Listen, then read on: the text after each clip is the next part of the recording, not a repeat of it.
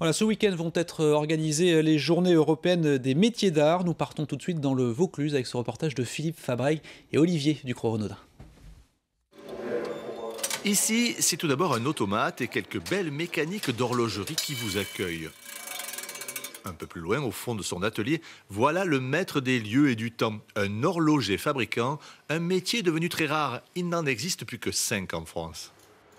Tous les ateliers qui existent à l'heure actuelle n'ont pas d'unité de production, n'ont plus d'unité de fabrication.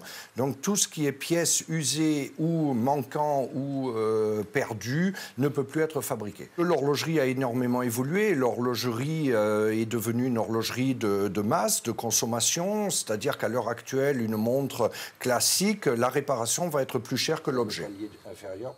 Il faut que tu regardes parce que je ne sais pas si le jeu n'est pas trop important là. Tout à fait. Depuis plus de 30 ans, Roy Bayerlein et sa femme Valérie se battent pour redonner au métier d'horloger toutes ses lettres de noblesse. Ils ont même créé un musée de l'horlogerie dans un moulin à Entraigues-sur-Sorgue pour partager leur passion. Tous deux sont des anciens élèves de l'école nationale d'horlogerie de Cluse. Valérie s'est spécialisée, elle, dans l'horlogerie ancienne. L'essentiel, c'est vraiment de redonner une vie à cet objet qui n'en est pas un, puisque c'est vraiment une présence dans une maison, une pendule. Surtout une grosse pendule qu'on entend marcher. Une montre, vous l'avez au poignet, mais vous ne l'entendez pas forcément. Une grosse pendule, moi j'ai l'avantage par rapport à mon mari d'avoir une grosse présence dans la maison quand on la remet. Donc c'est vraiment quelque chose, oui, de très satisfaisant.